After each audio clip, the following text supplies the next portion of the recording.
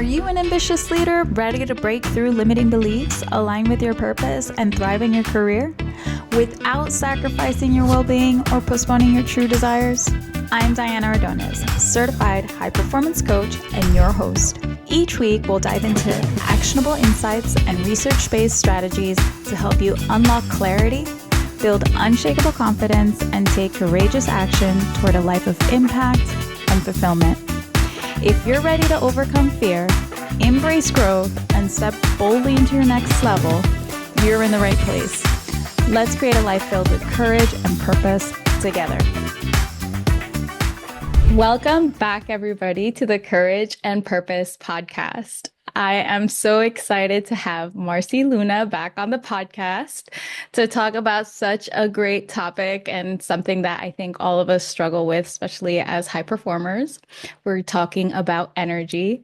And Marcy, as a certified high performance coach, as well as a exercise physiologist, is such a great resource for us to talk about when we are thinking about our energy, not having enough of it, not being able to, regenerate it or feeling depleted of it constantly, no matter how much, we eat, sleep, or even sometimes it feels like we can get a full night of sleep and still be completely depleted of our energy. And so this is a topic that I'm excited to talk about as well, because as a certified high performance coach, we look at energy beyond our physiological energy and more into even our, emotional energy, relational energy, and all the ways that we interact with people. So without further ado, we're just gonna dig in, because last time we had you on the podcast, we talked about motivation, stress less, motivate more, right? And motivation is so tied to energy. When people think about the hard things that we want to do, and we say, I just don't feel motivated, or I just don't have the energy. So when we're struggling with that, from your perspective, Marcy, I wanted to dig right in. What do we do? What do we do when we feel this way? Oh, wow. Well, don't we all feel that way sometimes? We just don't know why, but we just things sort of have like they feel more dull. You don't feel as sharp. You don't feel as inspired. You don't feel as energized. And it's really comes down to it's such a complex system of things between the the body, below the shoulders, and your body above the shoulders, which is your brain. It's all one thing, but it can feel so separate because one is how are we thinking? And then one is what are we doing to change our physiology, right? The way our cells are functioning, so we can increase our capacity to handle more in our lives. And what I mean by that is so often, especially as high performers wanting to achieve and do, we deplete ourselves, but we aren't aware of the ways that I like to think of it as a bucket full of water, and we're just poking holes in that bucket. So we're just draining. Some are big holes, some are small holes, but we're just draining and depleting energy, and we don't necessarily know it. So what are the ways that we want to dial in practices or habits or tools that we can increase our physiological energy so we can show up for more? Like if we wake up and we're at a 7 on stress, I've said this one before, or an 8 on stress, and we haven't even started our day yet. But because we've just slowly adapted to a higher level of stress, we don't recognize it. It's not like going from 0 stress to an 8 stress, which you would notice that. But it's a slow ramping up of stress. So it just starts to feel normal. It starts to feel like, oh, yep, I'm waking up feeling like me today. This is how I operate. But over time, that level of chronic stress starts to be very, very depleting for our bodies. But we don't always recognize that it's optional, or that there's a level of stress that is beyond what our bodies want and what feels good in life. And so we get to this point where we can't handle it anymore. And that's when the body starts to have stronger signals, right? We get sick, or we get injured, or we just really notice our lack of motivation. And I think these are signals that we need to listen to. And there are some things to look at, but it's not just one thing. It's not like, okay, when I have less energy, what do I do? Do this, and then you're going to snap back. It's like we've got to look at this complex array of the system that is your body. And more than anything with a lack of energy, in my experience, we wind up having a lack of fun. When Mm, was the last time you were exhausted and you were showing up with a great sense of humor?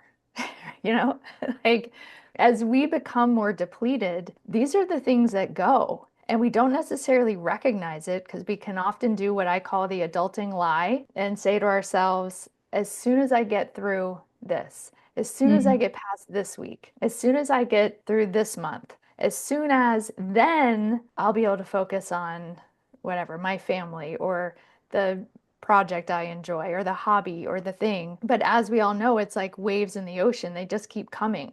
The mm, things just keep coming. So then our our recovery is always pushed out to later mhm. until something happens that makes us stop.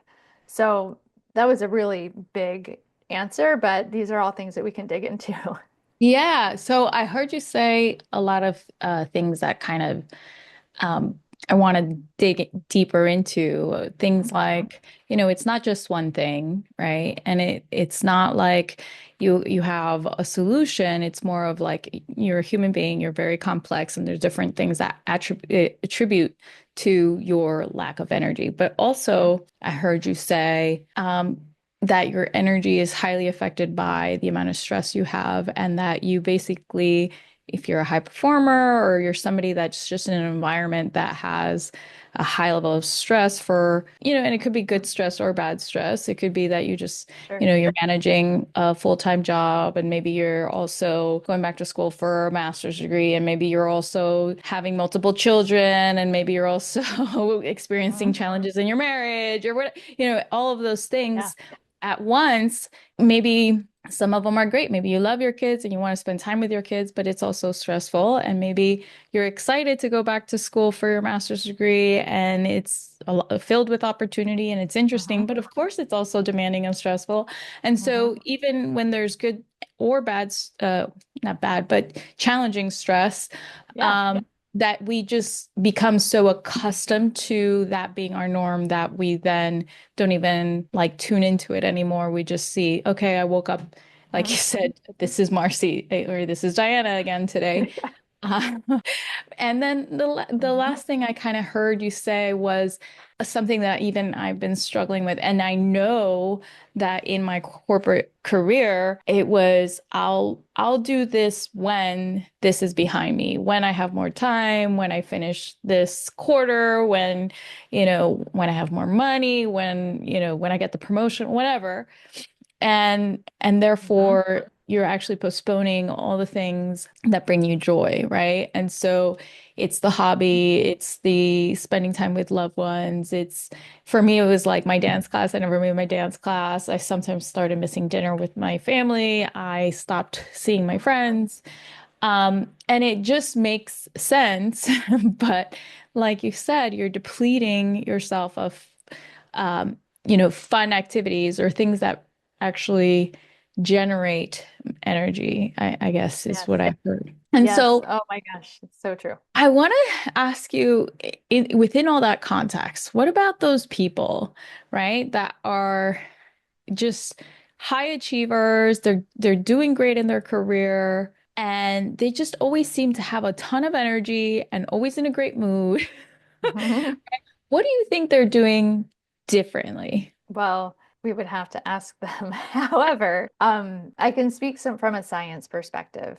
Number one, the place where we recover energy to the maximum of, there's my spin with this cone, to the maximum ability is during sleep. And very frequently, one of the things we give up is sleep. And you had said earlier that, what if you got a full night's sleep and you wake up and you still feel tired? That tells me that you might be getting the hours of sleep, but you're definitely not getting quality of sleep. You're not getting the parts of sleep that really matter to help your brain download information and clear out debris. That's actually what they call it.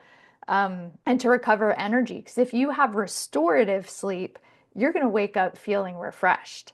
And when we have non-restorative sleep, that is a great indicator that our stress hormones are a bit out of whack. We're not giving ourselves the opportunity to lower stress in the evening before we go to sleep. Stress and melatonin are opposite functions. So if cortisol is up, that's our primary stress hormone. Melatonin, which is our primary sleep hormone, cannot be up. So they are inverse. So in the morning when you wake up, cortisol should be at its highest. That's your like, let's go, let's get up and get the day started. At that time, melatonin should be low, right? So you don't want your let's go to sleep hormone to be high in the morning. You want your let's get up and go. And so then the reverse in the evening. And what they see in people who have a lot of chronic stress is this dysregulated stress system that maybe cortisol isn't so high in the morning because you're just sort of off. And then during the day, it's all over the place. And in the evening, it's not lowering. So that's a really good indicator. If you're waking up feeling tired and yet you're working really hard to do it right. And so you got the hours in. It's like, let's Mhm. look at what did you do the day before? We have to keep walking it back. Did you do things to be outside during the day at different intervals? Like even if you work in an office building in a city, did you go outside in the morning before you went to work? Did you go outside in the evening? Did you put the screen down? Did Mhm. it's the last thing that got your attention before you went to sleep, your phone. It's the first thing that got your attention when you woke up, your phone. And this isn't new information. This isn't like, oh my gosh, Marcy, I've never heard of that before. Like, what? I Yeah. should have put my phone down. But just because we know it doesn't mean we do it. So it's just really looking at how am I taking care of myself and how could I put better boundaries on my activities so I'm creating a full life like within a day. Am I giving myself time in the morning? Am I spending time in nature? Am I looking up at the sky at any point in the day to be aware of where I am? Do I get outside in the evening so that my brain and body can be registering that the sun is going down? I mean, if you think about where we came from, that's what happens. They actually, somebody did a study that I think is really cool that he took college students who are notoriously up very late and he took them camping. And within a week of camping, all of them, even the night owls, wound up going to bed earlier and waking up earlier because you get in the rhythm of the sun. So the sun goes down, that naturally triggers your body to release melatonin to Mhm. say, okay, it's time to sleep. But because we live in the world we do, and thank goodness we have artificial lights, that dysregulates that system. Your brain isn't getting the registration, like, okay, the sun's going down, it's time to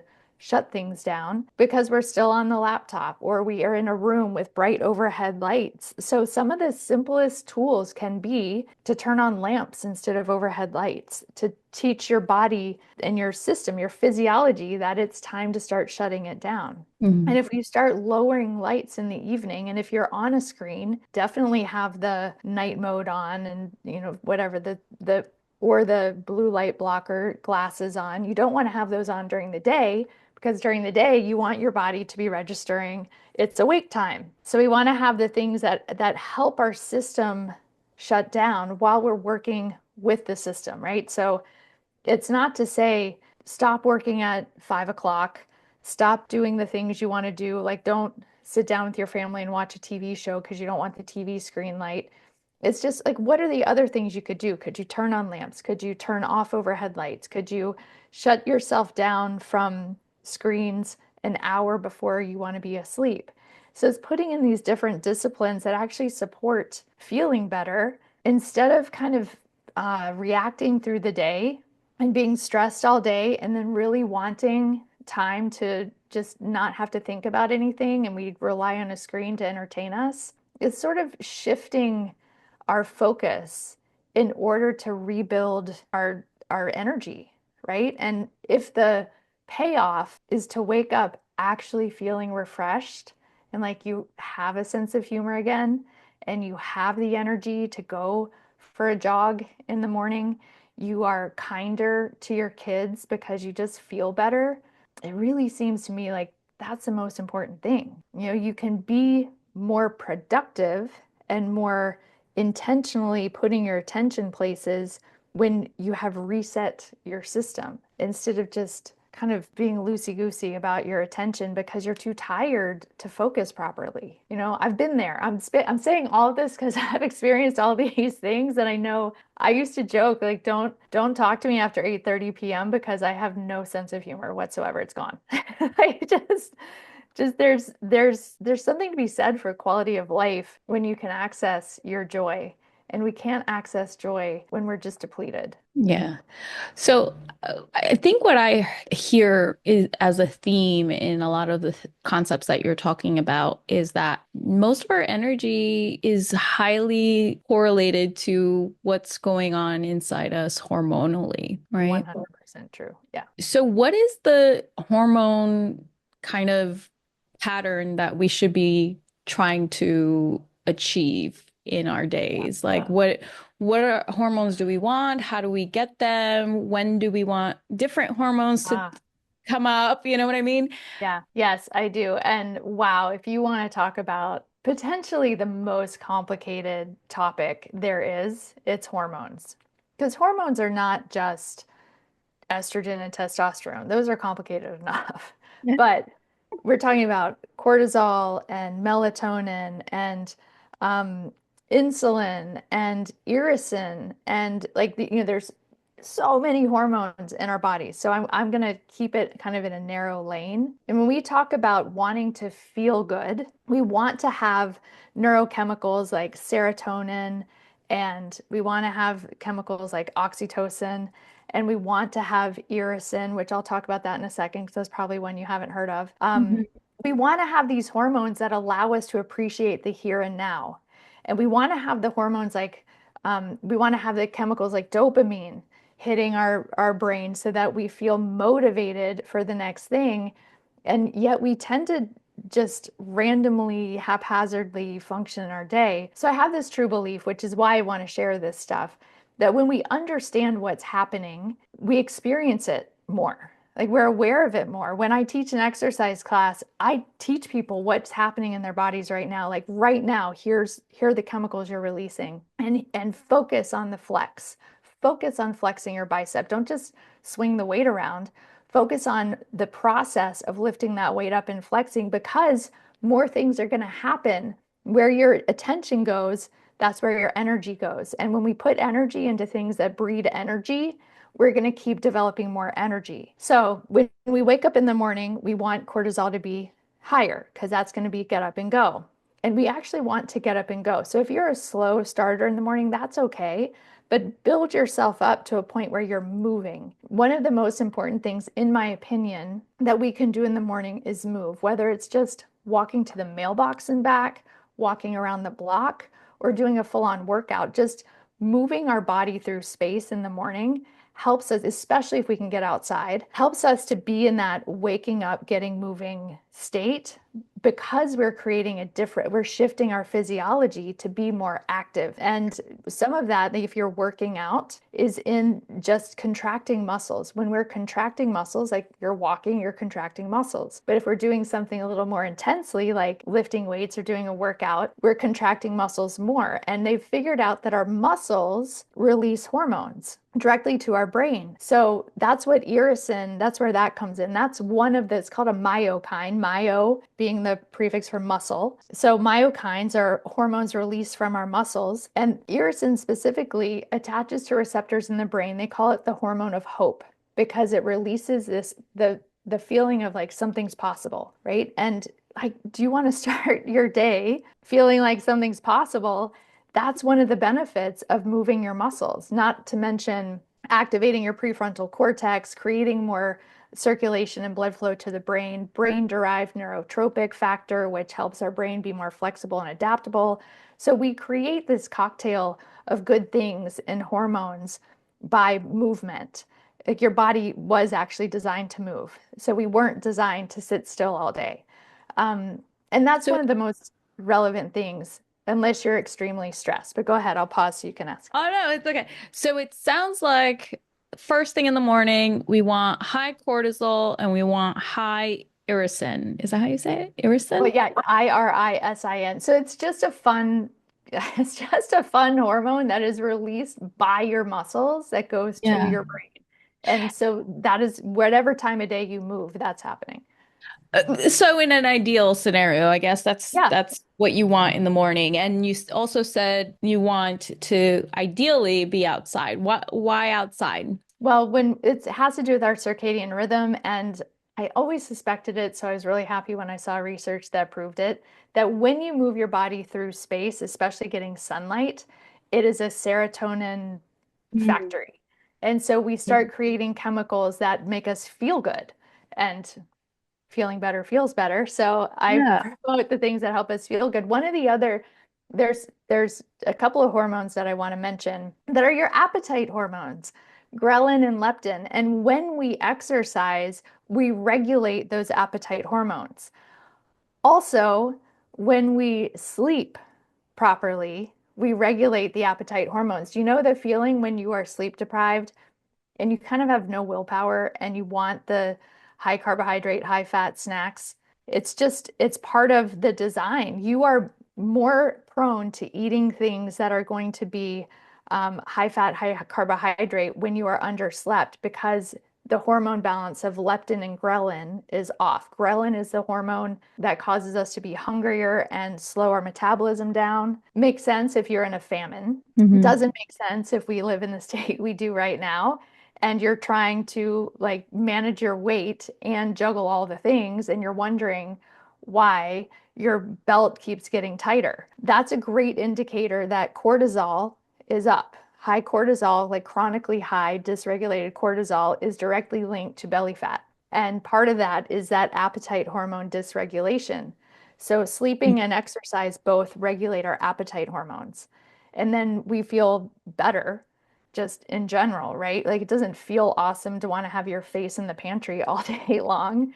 So there's like if these two pieces, exercise and sleep, came together, like that's a magical formula. I want to be sure, so I'm going to pause so you can like go into whatever questions you have, but I want to be sure that I address that I can say the word exercise. There's so many varieties of exercise, right? Is it going for a walk? Is it doing a slow yoga? Is it doing a CrossFit class? Like exercise is not just one thing, and I want to be sure I address that. Yeah, because I think before you were about to say that, and it related to this definitely is like if somebody is a high stress person, I would imagine, based on what I've heard, that the type of exercise you choose could either increase that cortisol to an unmanageable state versus can actually help. So like I'm imagining a situation where somebody has a lot of cortisol in their body because they're highly stressed all the time and they don't even notice it anymore.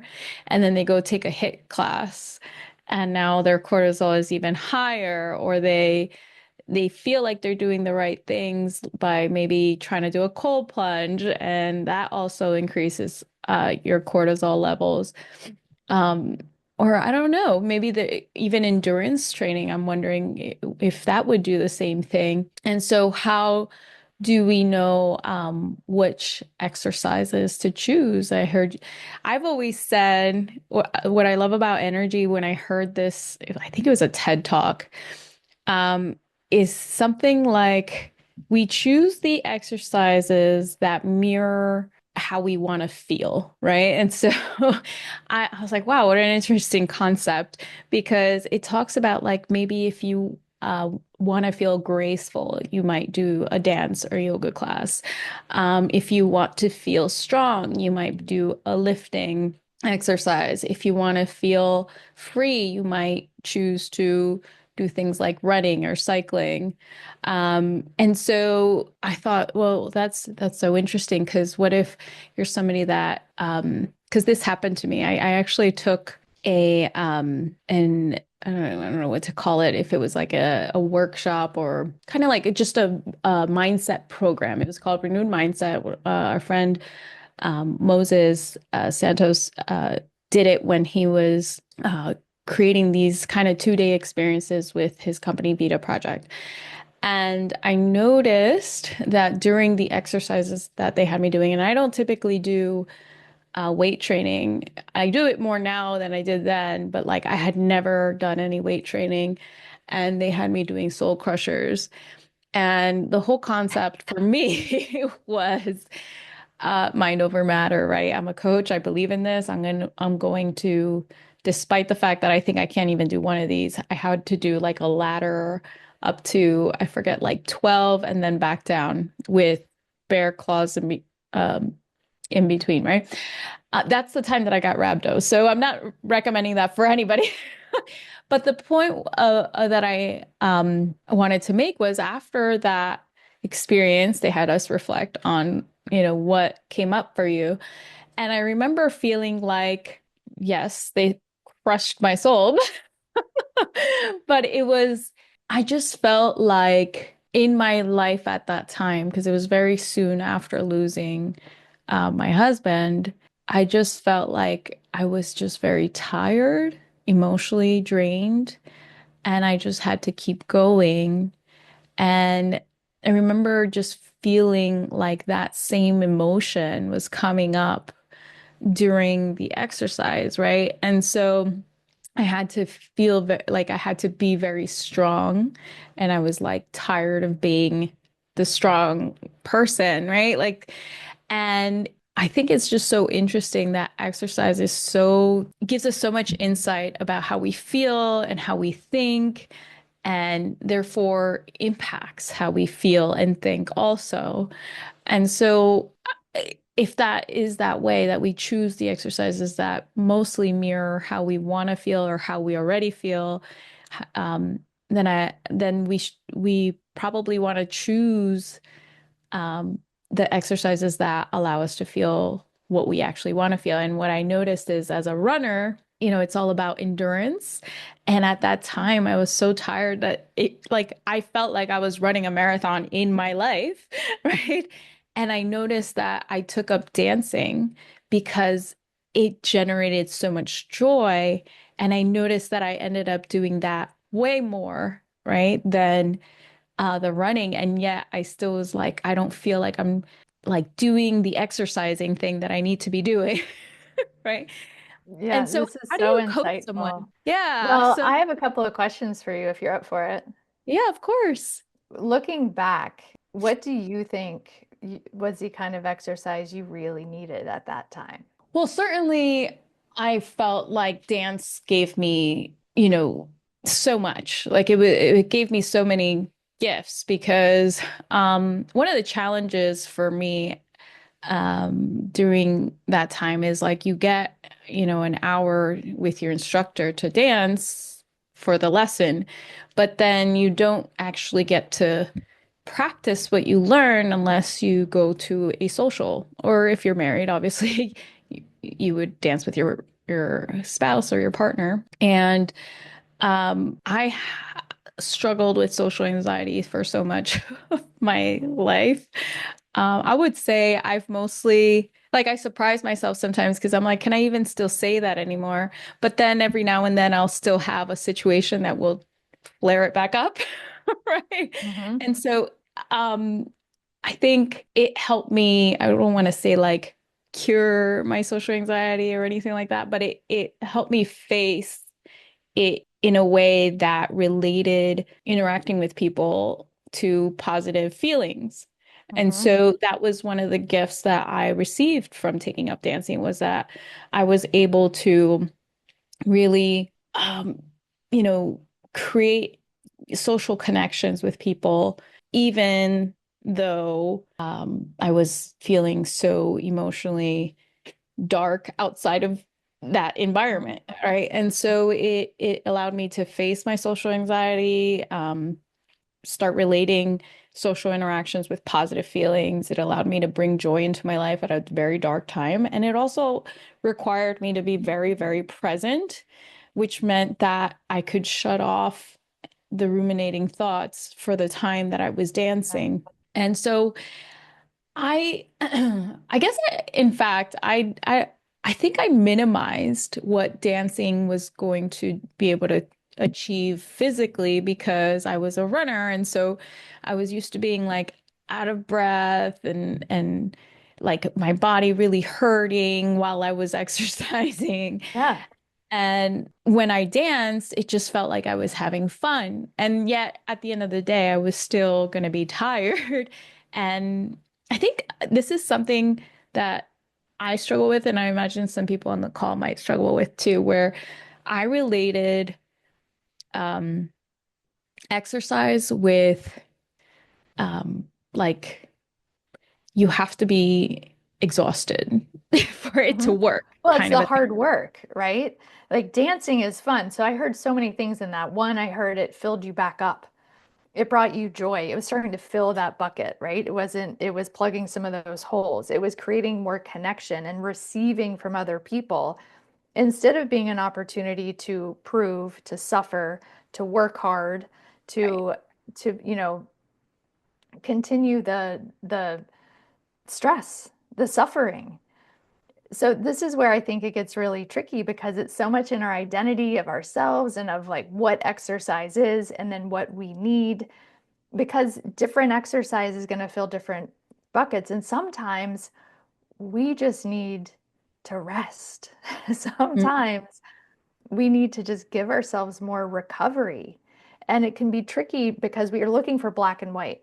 I should do this, I shouldn't do that.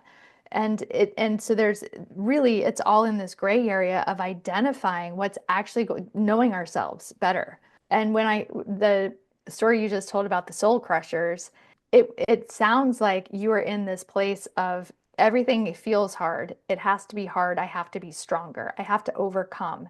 And so you are continuing to overcome, but you are not listening to what right. your body needed, right? Whereas the dance was giving you something that was filling you up. And so it's an interesting place that we get to in the state of stress. And you were under prolonged high stress, and we start to lose sensation, so to speak, right? So it's just always overcoming means I'm never receiving and filling back up. So there's that kind of like high achieving exerciser that some people are. And other people, I know a lot of people who are high achievers and high performers in other areas of their lives, people who are excellent at their profession, who are amazing at giving to others. And exercise is the place where their identity goes to, oh, yeah, I don't do that. I don't like that. That's not what I want to participate in. And so they shut it off and they don't allow possibility of exercise being the thing that would fill them up and help them feel better while they do all these amazing things. So there's different camps of people. So I want to be sure I'm speaking to all of you Mm, so you can identify where you land and what it's hard to know what would feel good because the truth is, most of the time we don't feel like starting exercise because our mm, body is designed, the system is there to defend the system. And so we want to stay in a comfortable place until we have to get uncomfortable. right. That's evolution, right? Like you don't want to expend all of your energy and then have to go run from the tiger. You want to save your energy so when you have to use it, you're ready to go. But there's a couple things about this. So knowing that we have to just get in motion. Once we get in motion, I think we have a lot more information to work with about what's appropriate. So if I Mm, step outside, I just say, I'm putting my shoes on, I'm walking out the door. I start walking and then I start feeling pretty good. Let me see how it feel to jog today. This mm. feels pretty good. I'm going to keep going. Or I'm going to walk. I'm going to try jogging for 5 minutes. Let me see how it feels. And it's like, wow, I just feel wiped out. Like this last half mile has felt like a marathon. That's a good indicator that my body doesn't need that right now. Because once Oh I'm my. in motion, the information's there. Are you like relating to? I want to talk about this so much because I'm marathon training and even as a coach, just like the message that we receive and the message that we give is to, I guess, not listen to our bodies Mhm. because it's like, well, today this is my training plan, right? Or today I'm at an Orange Theory class, or today I'm at this yoga class. And it's like, this is what the class is, this is what the training is. And if I want to get stronger, better, faster, whatever, I push through mind over matter. And I'm hearing you saying basically like the opposite of that. And so I just I really would love to just talk Yeah. about this a little bit. Like for me, I have the training plan and it could be like my legs feel like lead today, right? Like, but I Mhm. need to get through it because that's the plan. Like that is the thing that is going to make me Well, strong. It's these right runs, right? there. Yeah, so I want to ask you this question. What does your legs feeling like lead today tell you about Mhm. your body? What does it tell you? Like if you're really listening to it as, okay, this is information I can use. My legs feel like lead today. What is that telling you? Yeah. So for me, that means like they feel very heavy today. Like that means Mhm. either I'm still very sore or I'm too tight, I haven't stretched enough. I could mean I'm just tired, I guess. And so it's like, yeah, that might mean, okay, I probably should stretch today, or maybe I should get some, use the massage gun, whatever. By the way, and just full disclosure, I didn't do any of those things. I told myself I have to do those things. That would probably help. But I guess what you're saying is you have information, but then when do you like I thought of all these like problem solving solutions that might help me feel better, but I didn't give myself an out because I Mhm. feel like there's always a reason to get out of doing the hard thing. That's now we're in the weeds, right? Now we're in the tangle that we all find ourselves in, where it becomes either I'm quitting altogether, forget it, I'm just not a marathoner, or I am pushing myself to keep going and I'm adding stress to my system. And I'm adding, exercise is stress. Like, I want to just get really clear on sort of a base thing. Exercise is stress, and we're generally speaking, if you're in a good state, you're increasing your capacity to handle stress. It's called increasing stress resilience. Because when you break down a muscle by pushing it, when you recover, you build back that muscle stronger so it can handle more next time. So if we keep breaking down the system without proper recovery, we're just breaking down the system. We're not recovering and building back stronger and creating resilience. We're creating weakness. And we want to create weakness. We want to create resilience. So the Wait, key here is in, slow down for a second because I know your mic came in and out a little bit too, but you're saying you create weakness when you push through. Say more about that. yeah.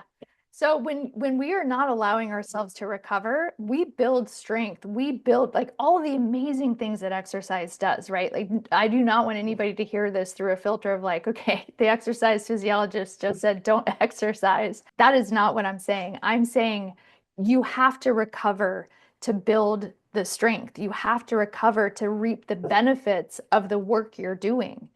And so when we diminish recovery or our recovery is filled with stress and we're just pushing and piling things on, we are creating more weakness. We're just breaking down tissue. Like we're just breaking ourselves down more. So when you have that feeling of my muscles feel like lead, I would go through the choice of, okay, do I have time tomorrow to make that my longer run? Could I swap? Could I be flexible in my thinking? Could I have my easier run today because my body needs it? And and put into place like what are the things if I'm going to maximize recovery so I'm capable of doing the run tomorrow, the longer run is what I assume that we're talking about. If I'm going to maximize my recovery today, like that is my mission and my purpose because this matters to me. How can I maximize recovery today so I can feel better tomorrow? Do I need to take in electrolytes? Do I need to just shut it down earlier tonight? Do I need to get a massage? Like, what are the things that I could give myself permission for to maximize recovery so I'm capable of showing up for the longer run? Like, how can I make these things work for me instead of being black and white? I have to do it today because the schedule says so. But taking into account my being, then you're going to maximize the best of everything, right? You're going to create the physiology that supports the goal. If we really step back and look at what is my purpose for running a marathon, and if my purpose is because I want to prove to myself that I can do something really hard, yeah, there are going to be days I don't feel like running.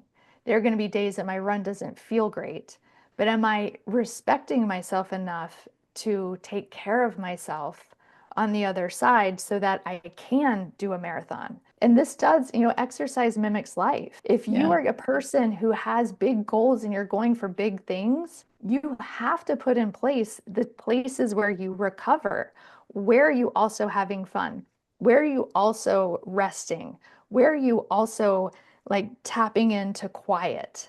Because what a lot of people do is they just shoot for the next achievement, the next achievement, the next achievement, the next Hmm. achievement, and they're just running harder and running faster, and there's no fulfillment. Yeah. And then they wind up saying to themselves, well, maybe when I retire, that's when I'll do the fun things. Right. And some of the saddest stories I've ever heard are people who worked their tails off their whole lives and they retire and die 2 weeks later. Like they never Uh, did the thing, yeah. right?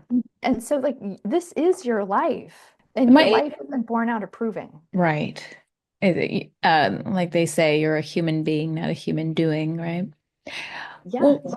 so am I hearing you right that because physical stress it affects the body the same way as emotional or mental stress, that then if you are feeling like when you exercise, you cannot even get through something that shouldn't, or I don't like to use the word should, but feels more challenging than you feel like you want it to, like, or like physiologically, you believe that you would be capable of doing this, but it feels too hard. Is that an indication that you're under a lot of other stress and therefore, if you want to exercise, add on that stress? The real action item is to reduce the other stressors in your life. Is that what I'm hearing? Oh, And it interesting. Yeah. Well, sometimes we can't, right? So, Mhm. yes, if I'm saying to myself, and this would be true for me, okay, I want to run a marathon and I'm going to train for the next 6 months to run a marathon. That means I do have to make some choices. Just me personally, like if I'm somebody who runs marathons, my body's made for that. That's what I do. I've already adapted to that. I'm just adding it on. It's part of my week. That's different. If I personally right now said I'm going to run a marathon, that would be a massive stress on my body. So I would have to choose what things I'm not going to do so I have the space to run that marathon. And I'm saying that as a person who, when I was a single mom with two very young kids, decided to run a half marathon. And I would squeeze in a long run once a week. Maybe I'd get one or two shorter runs in a week. Zero recovery, zero stretch. I mean, I'm an exercise physiologist. This is what I did because I had something to prove. Like I wanted to be the person that did that thing. Like I went through a really hard time with my divorce and I wanted to do this I had something to prove to myself. And the third half marathon I ran, I wanted to run a certain time and I pushed myself and I did it. And I felt amazing that I did it. And then I didn't run for 6 months because I had such severe tendonitis in my knee and I had injured my hip. Like I had injuries as a result. But I didn't I didn't have in my mind, I didn't have the space to do all the recovery stuff. But really, if I think about it, I didn't give myself permission to take care Mm. of myself in that way, right? And I heard a similar thing in your story that you had to keep overcoming.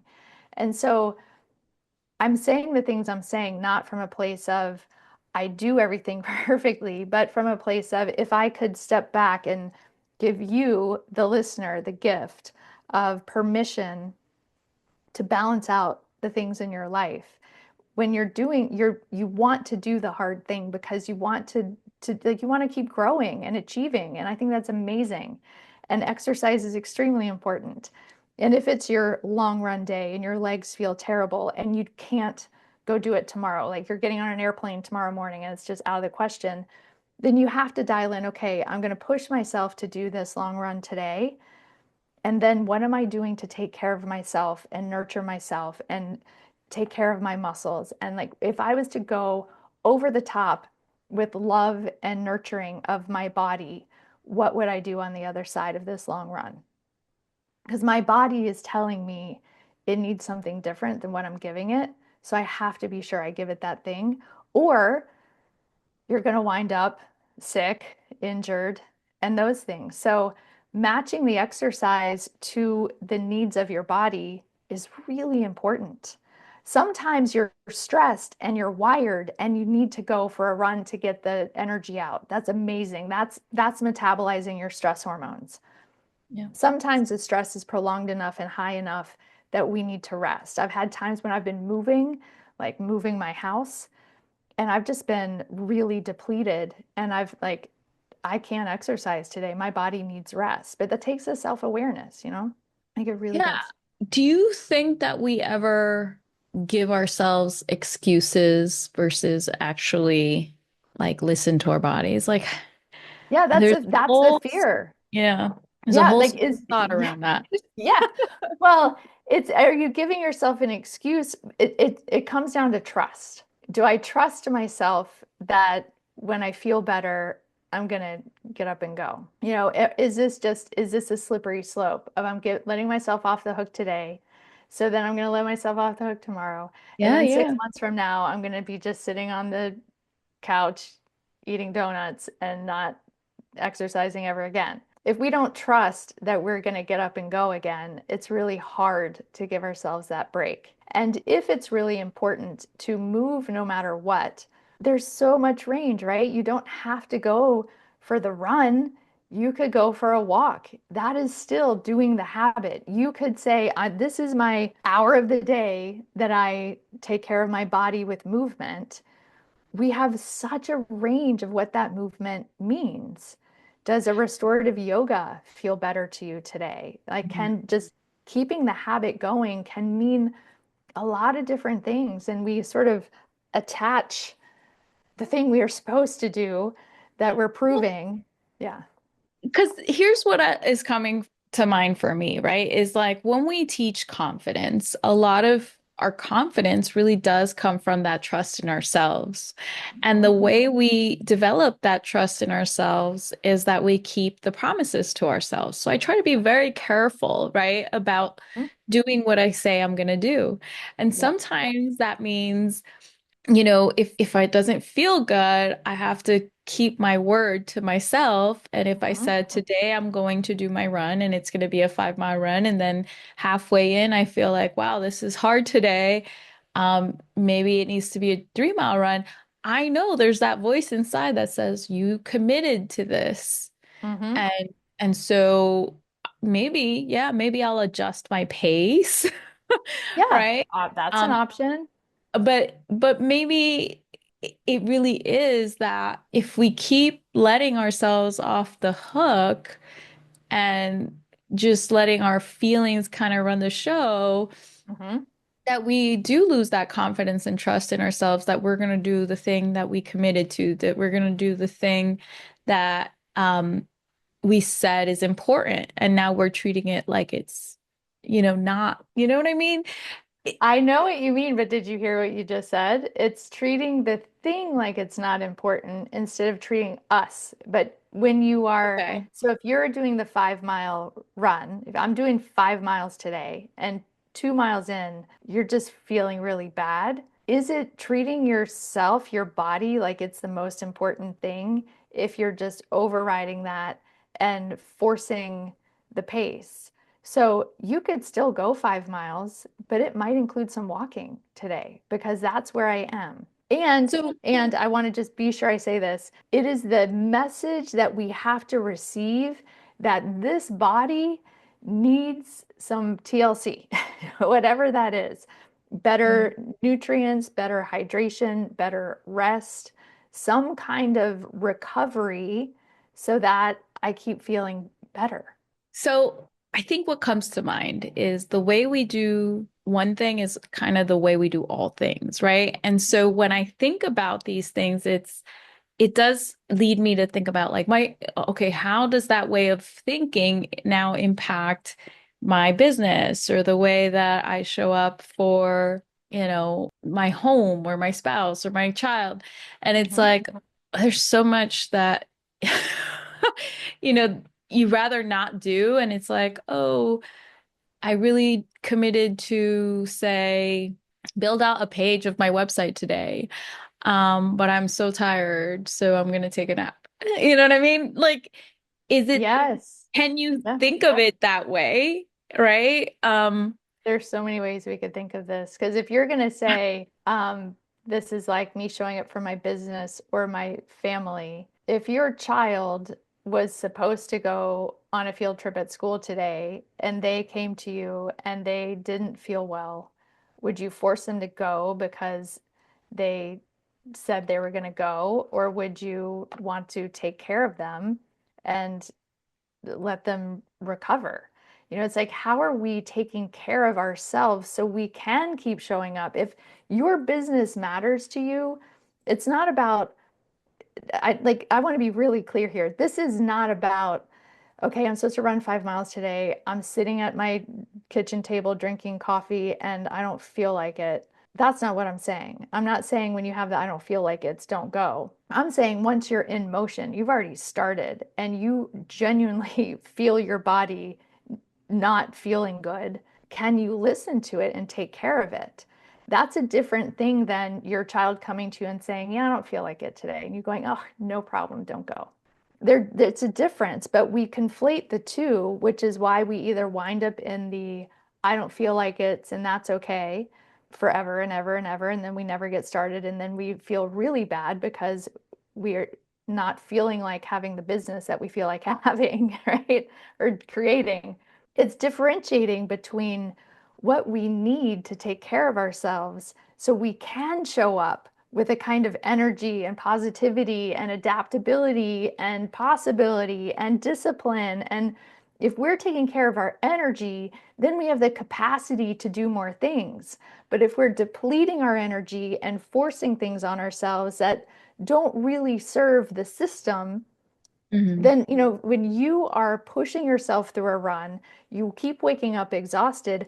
How are you possibly bringing your best to your business? Mhm. Right? So it's all about how can we maximize our physiology? What do I need to dial in? Do I need to add some electrolytes to my life? Do I need to, stop eating earlier? Do I need to add in more protein? Do I need to, start eating more plants? Do I need to Yeah. get to bed earlier? Do I need to give myself a full day off? Do I need to go to the dance class as one day of the week of my exercise because that fills my bucket?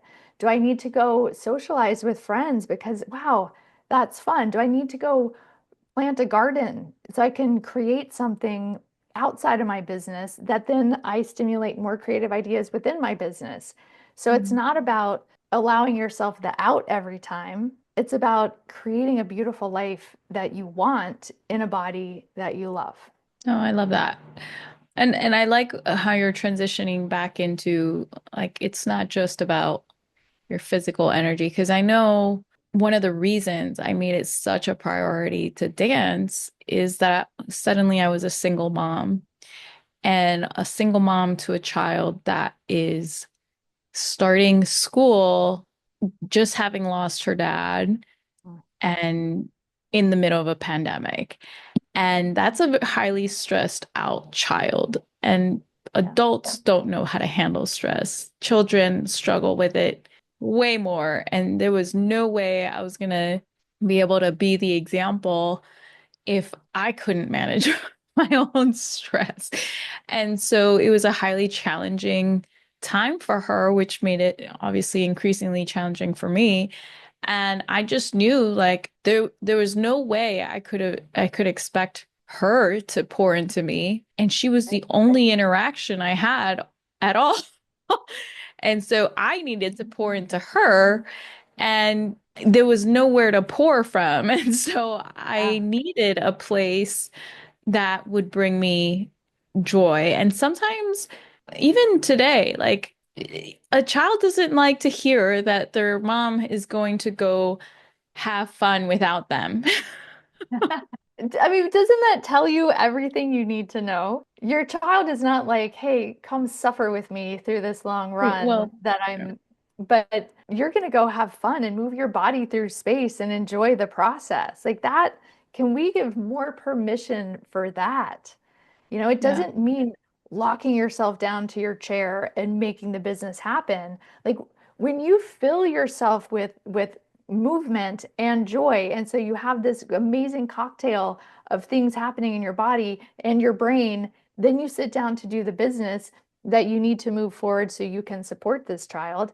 And you're showing her all of the amazing ways. It doesn't have to be life sucks, work is hard, suffer through it. It could Well, be this is how I create, and this is joy, and this is discipline, and this is like this beautiful dance that we do.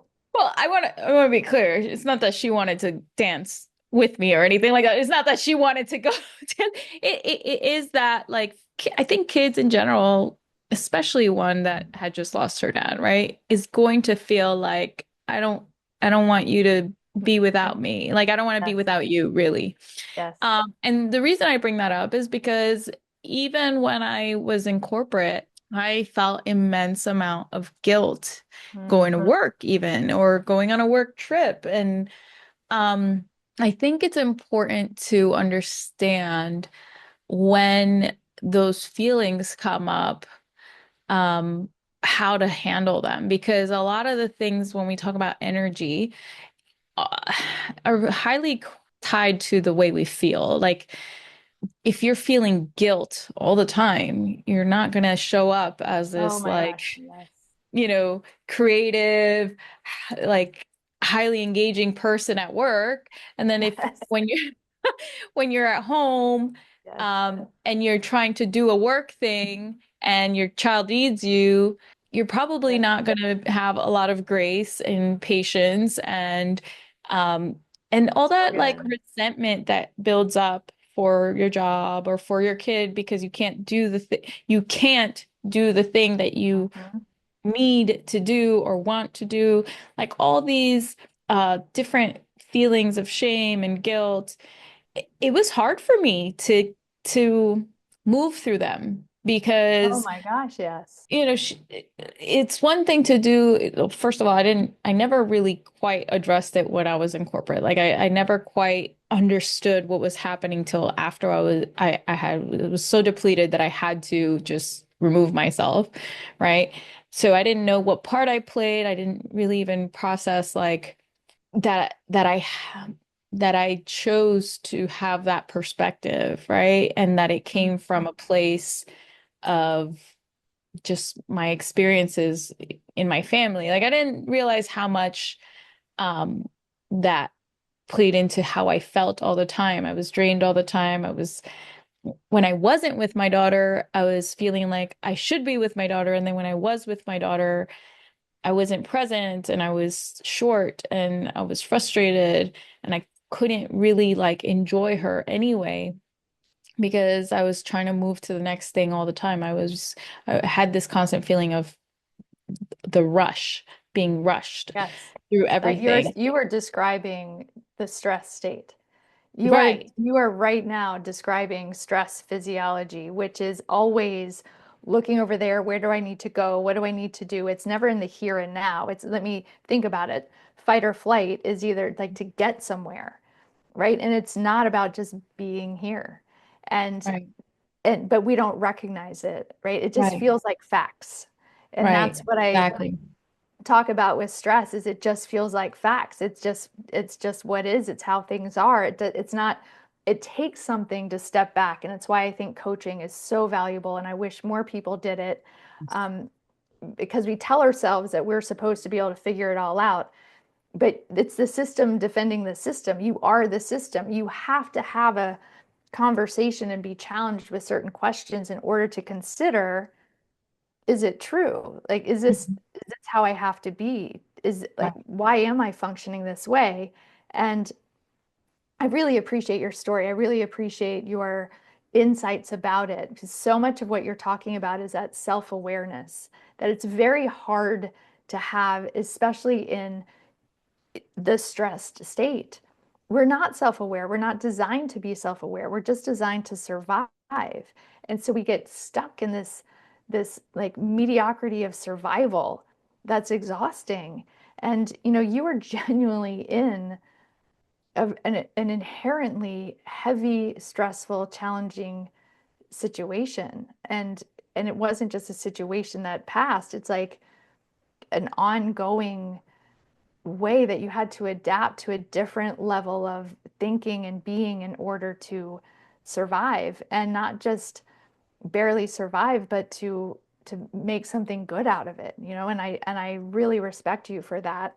That your drive was that, you know, it wasn't just to be a victim, but it was to like, how do I grow from this? How do I move through this? And all the things you did were experiments for how to move through it better and how to create more resilience. And I think that's a beautiful thing. And so if I have anything to add, it's just how can we give ourselves more permission to take care of ourselves? And I really believe that when we, you know, it takes some discipline to drink enough water or to add electrolytes to that water. It takes some discipline to eat well. And it can be joyful, right? Because eating well makes you feel better. It takes some discipline to maybe sit down and quiet your mind and do a meditation. It takes discipline to show up for exercise. So, all of these things that help our bodies function better, no, we're not going to always feel like doing them. But what's the feeling you have after you do it? Like, what's the feeling that you're moving towards? I think that's one of the big indicators that it's a yes. You know, if I'm going to go for this 5 mile run and push myself through it, am I going to feel better on the other side, or am I going to feel more exhausted and depleted? And, you know, if I push myself to do this meditation, will I feel more grounded and centered on the other side? If I eat this box of donuts, will I feel better on the other side? I think there's a lot of information that we can glean from just an awareness and a possibility on the other side of it. If I sit with my daughter and I'm totally present and I laugh with her and I play with her right now, how am I going to feel, you know, an hour from now? Yeah. Versus if I sit here and I think about where I'm supposed to be. So sometimes that like shifting the time that we're in to like really making a decision that's for the best of who we are can help. You know, because Yeah. it's complicated. If it wasn't complicated, we wouldn't have this whole long conversation about it. But Yeah. And I think it was two things for me. It was a awareness, and what you're describing really is awareness, and then the intention, like intentionality. And what I think I lacked was the awareness because, like you said, it just felt normal. And for a lot of us, and maybe this has to do with Latin culture, maybe it just has to do with like the immigrant life. I don't know. But I definitely feel like that became my norm at a very, very, very young age. And I think there's a lot of families, despite being not immigrant families or not um Latin family, I think just if you grew up in an environment where there was a lot of stress going on, Mhm. whether that be because economic stress or, maybe your parents didn't have emotional awareness or, they had complications in their marriage or um, just you think about like things that are even outside of our parents' control, like maybe, they were caring for a parent of their own, like things that just add a lot of stress to an environment as a child kind of sets your thermostat there Yes. to start. Yes. And I think I just didn't, as a child, you don't have that awareness. So if Yep. you grew up that way, then when things get more stressful, you just kind of like accept it as truth.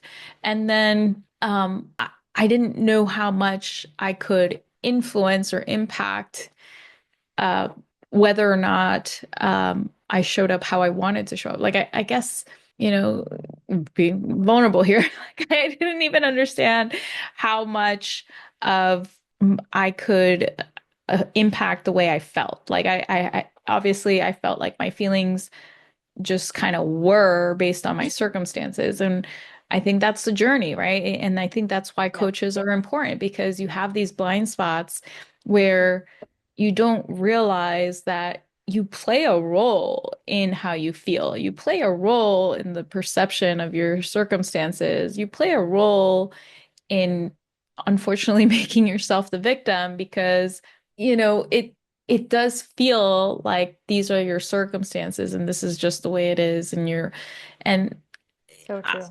I think when I had gone on that journey because I got to the point of burnout. And luckily I did that before Juan passed because then I already had so much more awareness. And I think the last piece of that I learned once I lost Juan was you can control your thoughts, you can influence your feelings, or maybe not control your thoughts, but you can decide which thoughts you're going to listen to and which thoughts you want to have. You can choose them.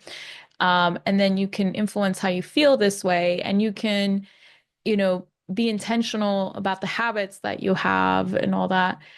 And I thought I had the full picture until I realized there's the missing piece is understanding my nervous system and understanding how trauma impacts your nervous system, not only present trauma that I was experiencing, but also my past trauma. Hmm. And the thing about the nervous system is because of the way your nervous system is wired, it does sometimes feel like you basically aren't in control once when you talk about the nervous system, Yeah. right? Like when you're in a fight or flight mode, it gets triggered by a stimulus that you're not even aware of, Well, right? it could Like you just be a thought that triggers that. And I want to acknowledge you for all of that. And yes, like, we get conditioned into thinking that whatever is that we become victims to our circumstances, become victims to our environment, to other people, to our thoughts. And we don't realize it. Until I got a coach, I didn't realize that I'd been waiting for my husband to do X, Y, and Z, to change in these ways, to like be who I thought he, in order for me to show up as the best of me. And when I took that power back and was like, like it seems so obvious, but in the environment, it felt like truth, that this is just how I had to be because obviously, but that's not true. So when I took my power back and I was like, I get to show up with all the joy, all the enthusiasm, all the love, and all the understanding that I choose to, and that will influence my environment.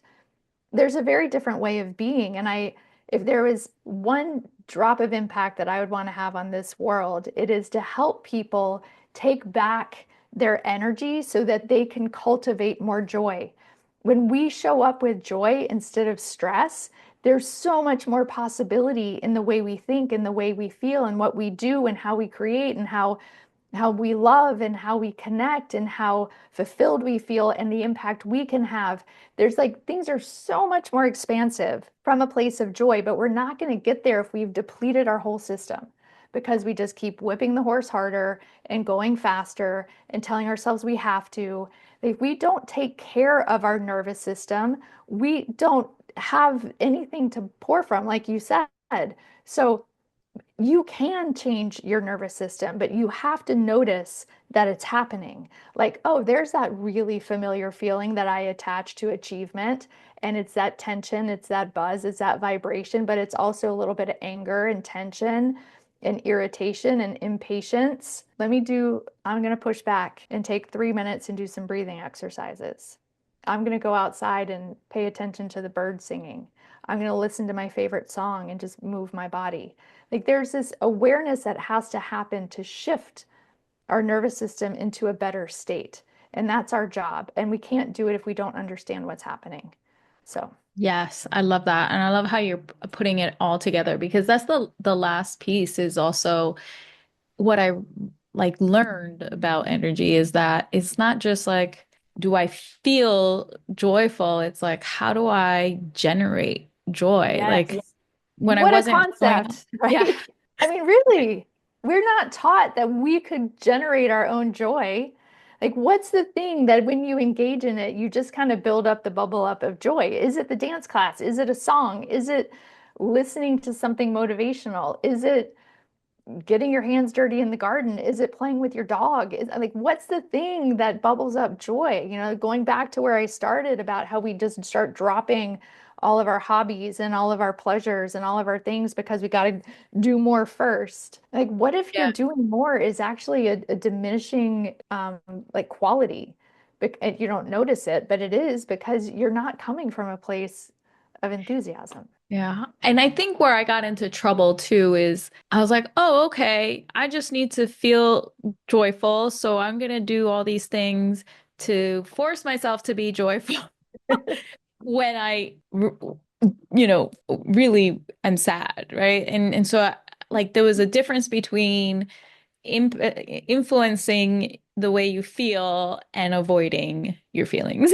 Oh my gosh, great point. Nobody here is suggesting that you avoid the feelings, but what we do is we tend to get caught and stuck in ruminating in the feeling. We Right. don't let it move through us. Right. And I think that was when I talk about like understanding trauma and understanding feeling your feelings, I think that was a huge shift for me because I didn't want to keep feeling sad. I didn't want to feel angry. I didn't want to feel these negative feelings. And so I kept trying to figure out how to fix the feelings as Yes. opposed to understanding what it even meant to process my feelings. It was like I had never even learned that from, like, I'd never seen someone do it, been walked through it or anything. And once I started to understand what it meant to listen or pay attention rather to the sensations in your body and to kind of move the emotion through by paying attention. Like, okay, Yeah. it feels like my body wants to cry right now, but I would judge it rather than like just cry. And once I started to making it okay to like cry or scream or just release energy, whether it be like punching a pillow or shaking off anxiety, it was like trusting that that process really worked because I was like so Yes. much resistance to it because I had shoved my feelings down so far for all my Yeah. life that I was like, no, I'm not doing this. But I always felt so much better after. And then I could choose the feeling I wanted, right? Because then, Oh my gosh. Yes. I mean, I know that we're short on time, but you just said something really powerful which is the difference between shoving your feelings away because we fear that if we start to feel those feelings, it will never end. I'm going to become a crying, blubbering person that can't do anything in my life ever again. Instead of yeah, understanding that feelings just want to be acknowledged yeah, and then we can move on. Like, wow, I feel really sad right now. Just saying that out loud can allow us to move on, right? right. And then we can choose. It doesn't mean that we go from sadness and despair to joy and elation. Like that's too far to go. But like what's in between there?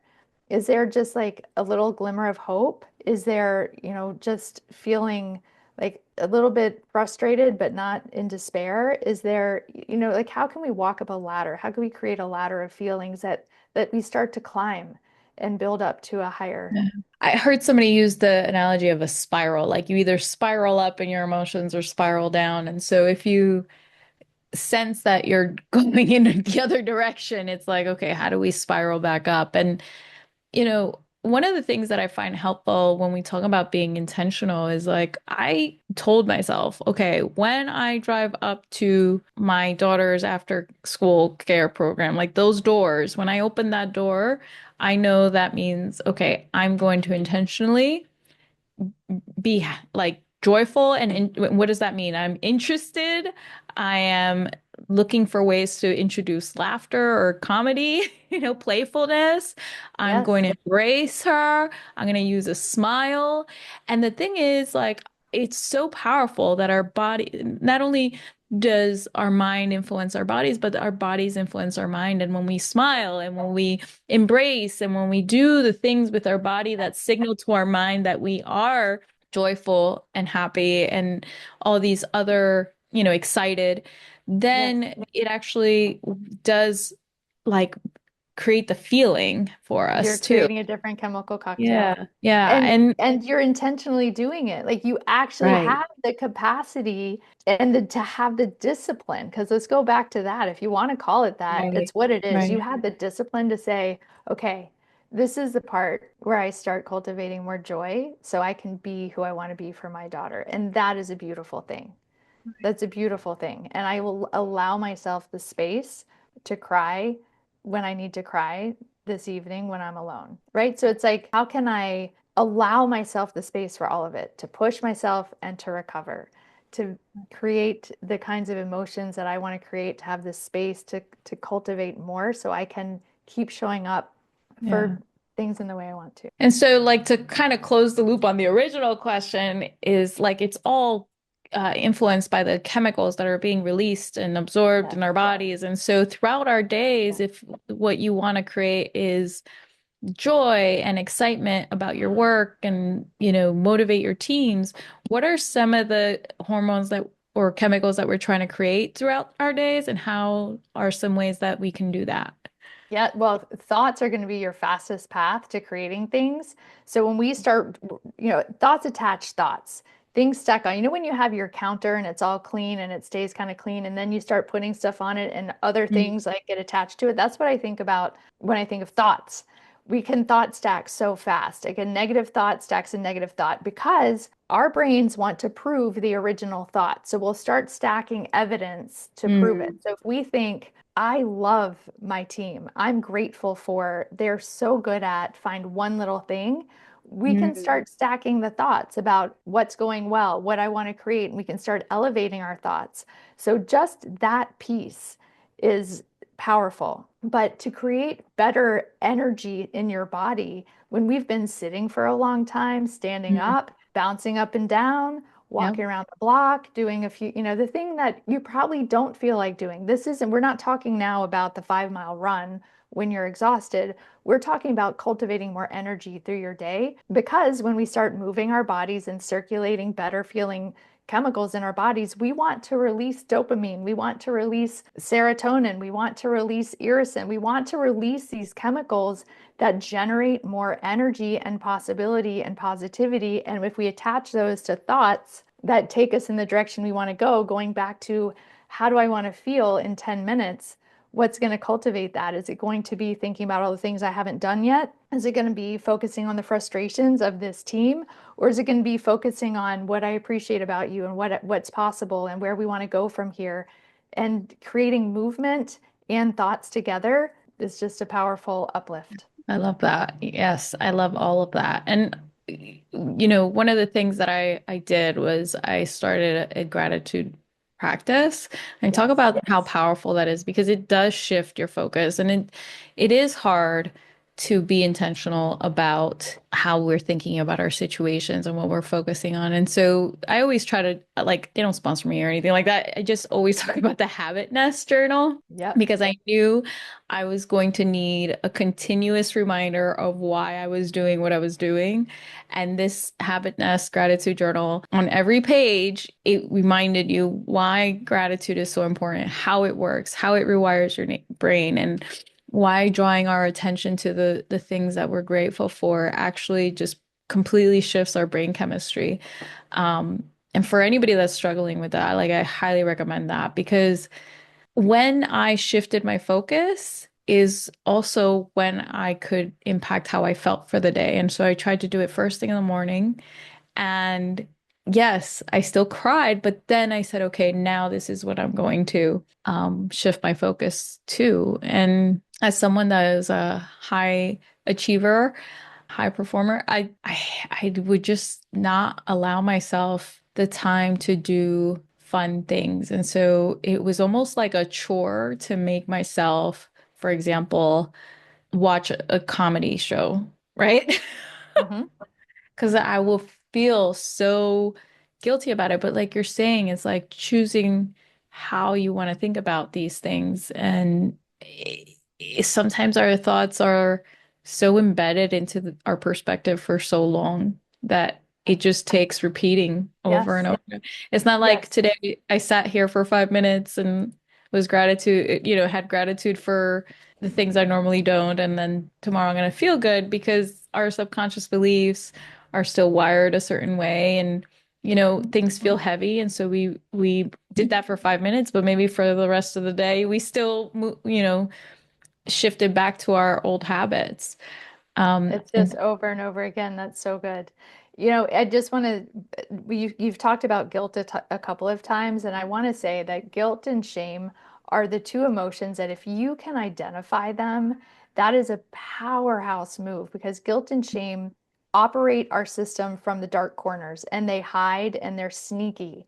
And so, guilt and shame are never going to be the best operators of what we do, the best choices we make. We don't make good choices or show up as our best when we are coming from a place of guilt or shame. But right. it's hard to identify those emotions. So if you can get good at identifying and acknowledging to yourself, like, wow, I'm just feeling really guilty, and calling it out. When you put guilt and shame out in the light, it's like something different is possible. So those are two very powerful ones to identify so you can create new possibilities just from acknowledging that that's what you're operating from. Yeah, that's powerful. Yeah. And so just to kind of wrap up so we're trying to create joy throughout our day and energy, and excitement about the things we're working on.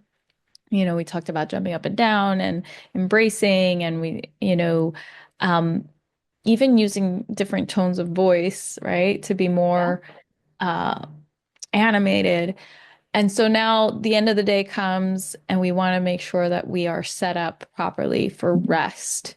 What are some of the, neurochemicals that we want to start to generate? What are some things that we should be doing to kind of um, get us into that restorative sleep state, and set Mhm. ourselves up to be able to get into that state? Yeah. Well, so powerful are the hormones of serotonin and oxytocin, which are ones that are in the bonding. So it's amazing how like life is kind of set up for our systems to work well. And that in the evening is the time that theoretically we're bonding with other people. When we're being, we're not doing anymore. We've kind of shut things down and now we're being.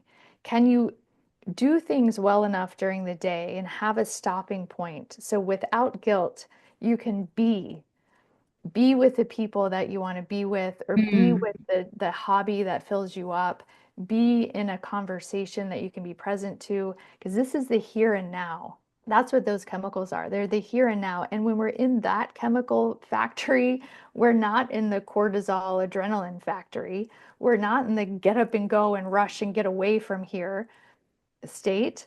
So if we can create that state of being and, like I was talking about earlier, lower the lights, get exposed to the fact that the sun is going down, it is nighttime, that sets your body up for proper rest. Can you, before you go to sleep, can you either write in a journal or think in your mind the things that you love? Can you put yourself to bed in a state of calm, of ease, of gratitude, of just presence, you hmm know, and what are the habits that create that? So everybody can think about their own thing, but can you give yourself a long enough runway of being in your life and sort of capturing the beauty of your life, whatever tiny things there are that you can look at and appreciate, that's going to set your whole system up for safety and Right, rest. Got to create a sense of safety so you can sleep with a better quality of sleep.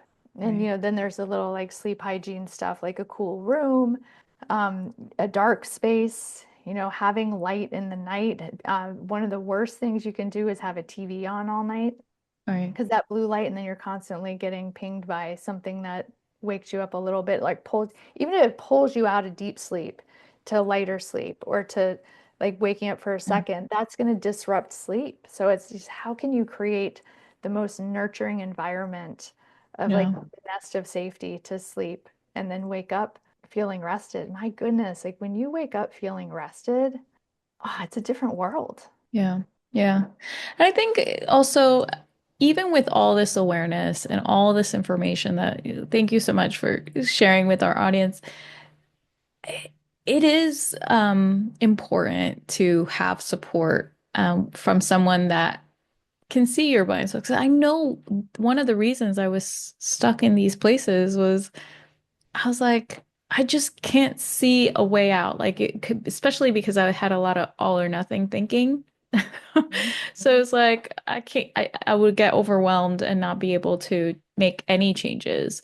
And so I think when we talk about all this information, I think many of us do know what we should do, Oh, we right? can use that as a weapon. Yes. I Right. never want the things that I'm sharing to be used as a weapon against you. Like, how can you love and nurture yourself right where you are? How can you give yourself permission to be where you are and make it okay? And just like, what's the first next step you could Right. take? That would be the smallest next step towards going in the direction towards feeling better. It always comes down to permission, right? Yeah. Just giving ourselves permission lowers the stress hormones. And feeling safe, like you said, feel safe. I think feeling safe comes from feeling seen, heard, validated. And if you have a long history of either not experiencing that in your life and therefore not knowing how to give it to yourself, sometimes a coach or a mentor or somebody that is Yeah, able to model it for you allows you to kind of learn how to do it for yourself. I know that changed things for me in a big way. me too. Um, because like if you don't feel safe, your nervous system doesn't kind of calm down. If you're constantly shaming yourself or guilting yourself, it also puts you in this unsafe space. And so you can't think rationally, and it becomes hard to change things when you don't see yourself, where you when you don't Yes. um, give yourself the validation. And it makes sense to not know how to do that if you didn't grow up even hearing what that sounds like. Absolutely. Or if you somehow planted the seed in your mind that this feeling of stress is the one that actually helps me achieve, and I Right. want to keep achieving, so I have to stay in this cycle.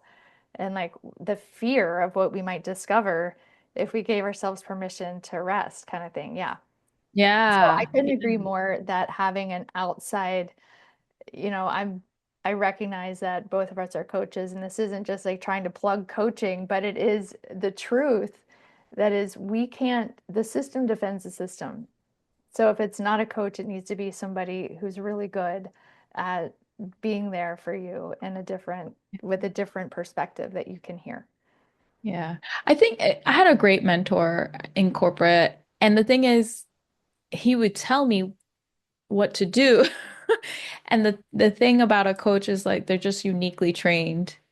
Yeah. And they've done their work and they struggle with many of the same things you're struggling with. And so it isn't to say that me or you, I think everybody has their own unique coach that, you know what I mean? Like Yeah. there's a coach for everyone. Who's good for one person is not going to be good for another person anyway.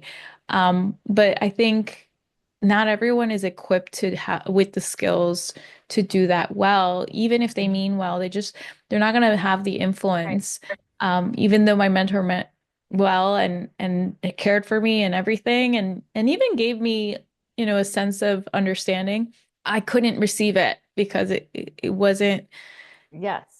Yes. I think he just didn't have the skill, or he Yes. was too close, maybe even. You know what I mean? Well, And there's a big difference between, sorry, but there's just so I'm like, oh my God, I have to insert this. It's the difference between somebody telling you what to do and somebody asking you a yeah, powerful question that unlocks a yes, different way of thinking for you. Those are two very different things. And a coach is never there to tell you what to do. A coach is there to ask the questions to guide you to your own solution, which is just the power of that is just indescribable, right? Like when you can unlock a new way of thinking and have that light bulb moment and recognize something within yourself, that is very different than somebody telling you what to do. Because let's be right. honest, like who wants to be told what to do all the time? Right. And that's really the unique skill set is to Yeah. be able to empower you as opposed to Hmm. tell you. Yeah. Exactly. Yeah. Absolutely. And It's so, I love everything that we've been able to talk about today. I think a lot of people are going to find this very helpful. And I think, it deserves maybe more airtime than we give it, because I think there also is that hustle culture and just keep pushing through, that keeps people stuck in these patterns and unable to really generate the energy that they need or want in their lives. And so I really appreciate you coming on and taking the time to share absolutely. your wealth of knowledge and expertise. Yeah. I would love for anybody listening that is resonating with with what you're saying and wanting to work with you more closely to have an opportunity to do that. What is the best way for them to reach out to you, and what resources you might have available for them? Yeah, absolutely. So re-energize coaching, it's REE. So, when you type it, it's kind of like, wait, is that right? It is. Reenergizecoaching.com is my website, and you can always go there and access me. I do love to do a free session with people because unless you're talking about your own thing, it can just feel like theory. And Yeah. it's my biggest fear in something like a podcast that it just is a lot more information that people then use to beat themselves up with. Like, I'm not even doing that right. But like, how can you implement in the smallest way? So going there and I'd love to just sit down and talk with people one on one and what they're experiencing and see what can crack open. And then I have some resources there as well. Awesome. Thanks so much, Marcy. This has been wonderful. We'll see you all. Absolutely. Thank you so much for having me. I appreciate you. Thank you for tuning into today's episode of Courage and Purpose. I hope today's insights inspired you to take bold action and align your life and career with what truly matters to you. If you're ready to dive deeper, I invite you to download my free Action Indicator Assessment, a powerful tool to help you uncover what's holding you back and take the next step towards clarity and confidence. Just visit www.lifeonpurpose.coach/action indicator to get started today. If you found value in today's episode, please subscribe, leave a review, and share this podcast with someone who could use a little extra courage on their journey. Until next time, stay true to your purpose, lead with courage, and keep thriving. I'll see you in the next episode.